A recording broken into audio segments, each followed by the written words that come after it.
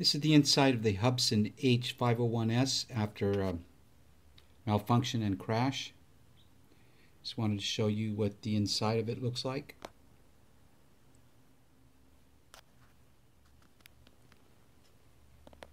That's how the motors are connected.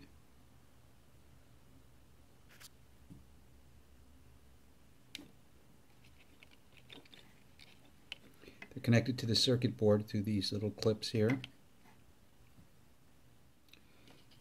And underneath this would be the camera. And it looks like this is the antenna.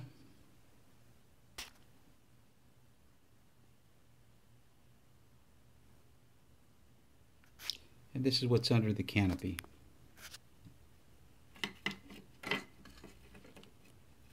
Looks like the GPS module.